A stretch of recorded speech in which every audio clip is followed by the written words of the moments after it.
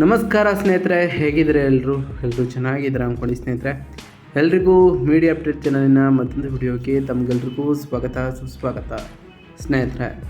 ಈ 2026ರ ಈ ಒಂದು ವರ್ಷದಲ್ಲಿ ಮಾರ್ಚ್ 29ರ ನಂತರ ಕುಂಭ ರಾಶಿಯವರಿಗೆ ಏನೆಲ್ಲ ಅದೃಷ್ಟವಿರಲಿದೆ, ಅದರಲ್ಲೂ ಈ ಕುಂಭ ರಾಶಿಯವರಿಗೆ ಈ ಮಾರ್ಚ್ ಕಳೆದ ನಂತರ ಒಳಿತಾಗಿರಲಿದೆಯಾ, ಈ ಶ್ರೀ ಪರಾಭವ ನಾಮ ಸಂವತ್ಸರವು ನಿಮ್ಮ ಜೀವನದಲ್ಲಿ ಏನೆಲ್ಲ ಬದಲಾವಣೆಗಳನ್ನು ತರಲಿದೆ, ಯಾವುದರಲ್ಲಿ ಶುಭವಾಗಲಿದೆ, ಯಾವುದರಲ್ಲಿ ಬಹಳ ಎಚ್ಚರಿಕೆಯನ್ನು ವಹಿಸಬೇಕು, ಹಾಗೆಯೇ ಈ ಕುಂಭರಾಶಿಯವರ ಮೇಲೆ ಗ್ರಹಗಳ ಪ್ರಭಾವ ಹೇಗಿರಲಿದೆ, ನಿಮ್ಮ ಜೀವನದ ವಿವಿಧ ಅಂಶಗಳಾದಂತಹ ವೃತ್ತಿ, ಆರೋಗ್ಯ, ವೈವಾಹಿಕ ಜೀವನ, ಆರ್ಥಿಕ ಸ್ಥಿತಿ, ಕೌಟುಂಬಿಕ ಜೀವನ, ವ್ಯವಹಾರ ಮತ್ತು ಶಿಕ್ಷಣಕ್ಕೆ ಸಂಬಂಧಪಟ್ಟಂತೆಯೇ ಏನೆಲ್ಲ ಬದಲಾವಣೆಗಳನ್ನು ಈ ರಾಶಿಯವರು ಕಾಣ್ಬೋದಾಗಿದೆ, ಯಾವುದರಲ್ಲಿ ಶುಭವಾಗಲಿದೆ, ಯಾವುದರಲ್ಲಿ ಬಹಳ ಎಚ್ಚರಿಕೆಯನ್ನು ವಹಿಸಬೇಕು, ಹಾಗೆಯೇ ಇರುವಂತಹ ಸಮಸ್ಯೆಗಳಿಗೆ ಸರಳ ಪರಿಹಾರಗಳೇನು ಎಂಬುದನ್ನು ಕೂಡ ಇದೇ ವಿಡಿಯೋದಲ್ಲಿ ತಿಳಿಸ್ಕೊಡ್ತಾ ಹೋಗ್ತೇನೆ ಸ್ನೇಹಿತರೆ.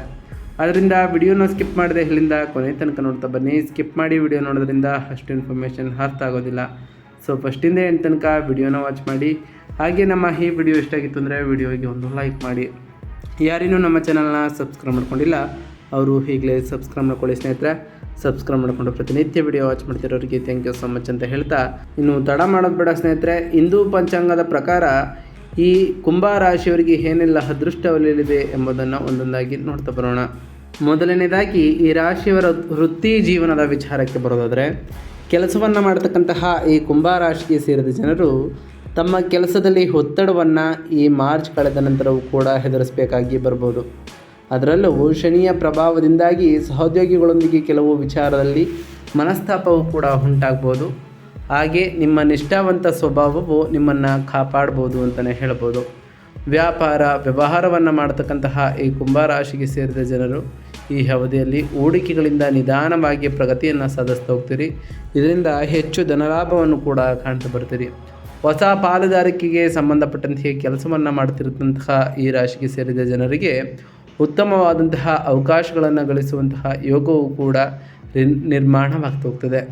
ಈ ವರ್ಷ ಅವಸರದಲ್ಲಿ ನಿಮ್ಮ ಕೆಲಸವನ್ನು ಬದಲಾಯಿಸುವ ಅಥವಾ ಪ್ರಸ್ತುತ ಇರುವ ಕೆಲಸವನ್ನು ಬಿಡದಂತೆ ಎಚ್ಚರ ವಹಿಸುವುದು ಕೂಡ ಈ ರಾಶಿಯವರಿಗೆ ಉತ್ತಮವಾಗಿರಲಿದೆ. ಗುರುಗ್ರಹದ ಪ್ರಭಾವದಿಂದಾಗಿ ವೃತ್ತಿ ಜೀವನಕ್ಕೆ ಸಂಬಂಧಪಟ್ಟಂತೆ ಈ ಕುಂಭ ರಾಶಿಗೆ ಸೇರಿದ ಜನರ ಪ್ರಗತಿಯನ್ನು ಕೂಡ ಗಳಿಸ್ತಾ ಹೋಗ್ತಾರೆ. ಹಾಗೆಯೇ ನಿಮ್ಮ ಅಪೂರ್ಣ ಕೆಲಸಗಳೆಲ್ಲವೂ ಕೂಡ ಪೂರ್ಣಗೊಳ್ಳುವಂತಹ ಶುಭಯೋಗವೂ ಕೂಡ ಲಭಿಸ್ಬೋದಾಗಿದೆ. ಇದರಿಂದ ಸಾಕಷ್ಟು ಬದಲಾವಣೆಗಳನ್ನು ಕೂಡ ಕಾಣ್ತಾ ಬರ್ತೀರಿ. ಇನ್ನು ಆರ್ಥಿಕ ಸ್ಥಿತಿಯ ವಿಚಾರದ ಬಗ್ಗೆ ಮಾತನಾಡ್ತಾ ಬರೋದಾದರೆ, ಆರ್ಥಿಕ ವಿಚಾರಗಳಿಗೆ ಸಂಬಂಧಪಟ್ಟಂತೆಯೇ ಈ ಸಂದರ್ಭದಲ್ಲಿ ನೀವು ಹೆಚ್ಚು ಖರ್ಚು ಕೂಡ ಮಾಡ್ತಾ ಹೋಗ್ಬೋದು. ಹಾಗಾಗಿ ಬುದ್ಧಿವಂತಿಕೆಯಿಂದ ಖರ್ಚನ್ನು ಕೂಡ ಮಾಡುವುದು ಉತ್ತಮವಾಗಿರಲಿದೆ. ಪಿತ್ರಾರ್ಜಿತ ಸಂಪತ್ತಿಗೆ ಸಂಬಂಧಪಟ್ಟಂತಹ ಈ ಅವಧಿಯು ಅಪಾರ ಲಾಭವನ್ನು ತಂದುಕೊಡಲಿದೆ. ಈ ಅವಧಿಯಲ್ಲಿ ನ್ಯಾಯಾಲಯಕ್ಕೆ ಅಥವಾ ಚಿಕಿತ್ಸೆಗೆ ಸಂಬಂಧಪಟ್ಟಂತೆ ಸ್ವಲ್ಪ ಹಣವನ್ನು ಕೂಡ ಖರ್ಚು ಮಾಡಬೇಕಾಗಿ ಬರ್ಬೋದು. ಆರ್ಥಿಕ ವಿಚಾರಗಳಿಗೆ ಸಂಬಂಧಿಸಿದಂತೆಯೇ ಈ ಕುಂಭ ರಾಶಿಗೆ ಸೇರಿದ ಜನರಿಗೆ ಲಾಭದಾಯಕವಾಗಿರುವುದು ಅಂತಲೇ ಹೇಳ್ಬೋದು.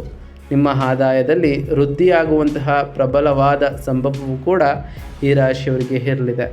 ಹಾಗೆ ಹೂಡಿಕೆಯನ್ನು ಮಾಡಬೇಕೆಂದು ಅಂದ್ಕೊಂಡಿರೋರಿಗೆ ಈ ಅವಧಿಯು ಬಹಳಷ್ಟು ಅನುಕೂಲಕರವಾಗಿರುವುದು. ವಿಶೇಷವಾಗಿ ಈ ವರ್ಷದ ಮಧ್ಯದಲ್ಲಿ ನಿಮಗೆ ಅಪಾರವಾದಂತಹ ಲಾಭವೂ ಕೂಡ ದೊರಕಬಹುದಾಗಿದೆ ಸ್ನೇಹಿತರೆ.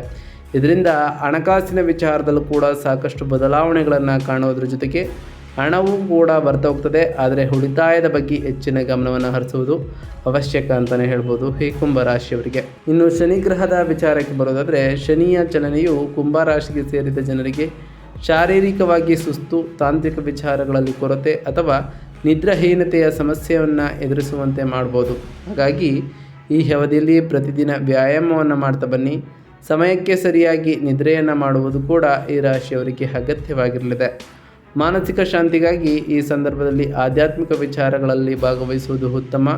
ಕುಂಭರಾಶಿಯ ಮೊದಲನೇ ಮನೆಯಲ್ಲಿ ರಾಹುವಿನ ಚಲನೆಯಿಂದಾಗಿ ಮಾನಸಿಕ ಸ್ಪಷ್ಟತೆಯಲ್ಲಿ ಕೊರತೆ ಮತ್ತು ಒತ್ತಡದಲ್ಲಿ ಹೆಚ್ಚಳವೂ ಕೂಡ ಉಂಟಾಗ್ಬೋದು.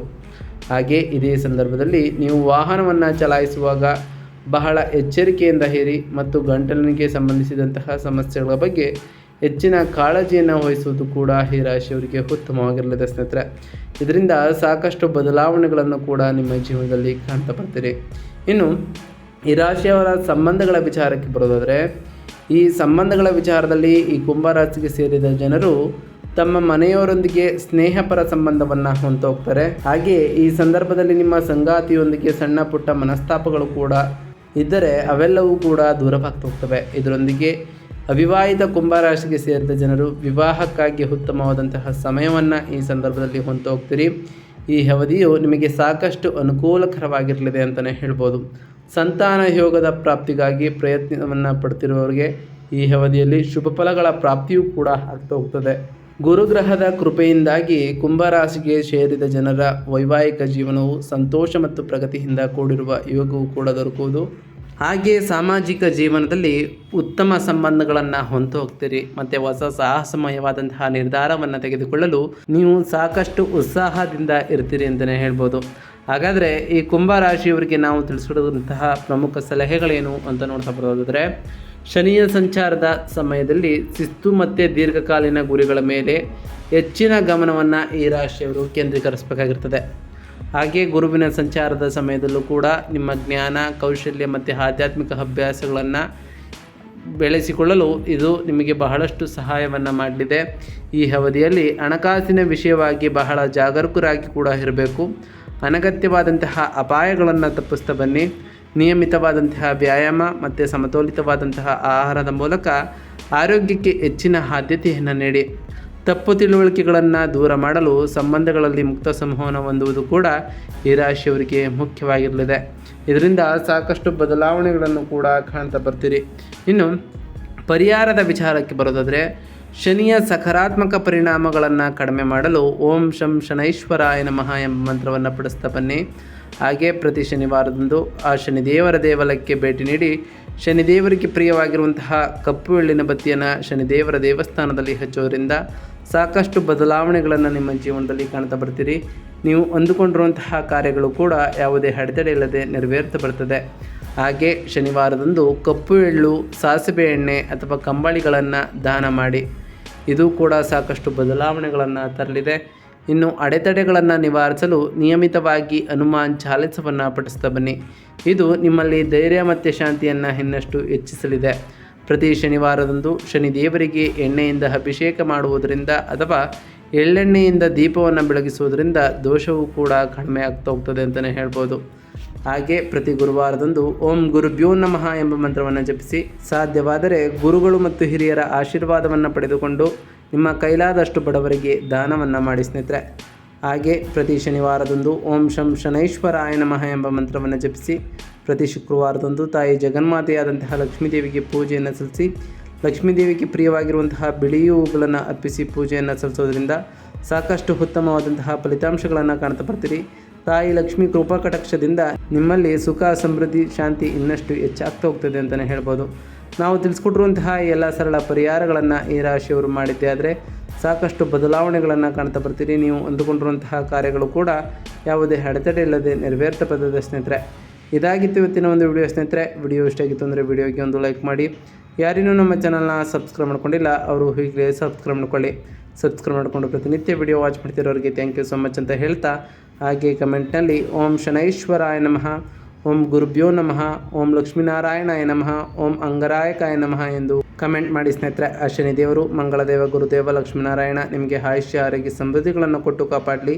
ನೀವು ಅಂದುಕೊಂಡಿರುವಂತಹ ಕಾರ್ಯಗಳು ಯಾವುದೇ ಅಡೆತಡೆ ಇಲ್ಲದೆ ನೆರವೇರಲಿ ಅಂತ ದೇವರಲ್ಲಿ ಕೇಳ್ಕೊಳ್ತಾ ಇವತ್ತಿನ ಒಂದು ವಿಡಿಯೋನ ಮುಗ್ತಿದ್ದೀನಿ ಸ್ನೇಹಿತರೆ. ಹಾಗೆಯೇ ನಿಮ್ಮ ಫ್ರೆಂಡ್ಸ್ ಮತ್ತು ಫ್ಯಾಮಿಲಿಗೆ ಈ ವಿಡಿಯೋನ ಶೇರ್ ಮಾಡಿ ಅಂತ ಹೇಳ್ತಾ ಇವತ್ತಿನ ಒಂದು ವಿಡಿಯೋನ ಮುಗ್ತಿದ್ದೀನಿ ಸ್ನೇಹಿತರೆ. ಸಿಗ್ತೀನಿ ಮತ್ತೊಂದು ವಿಡಿಯೋದೊಂದಿಗೆ. Thank you for watching.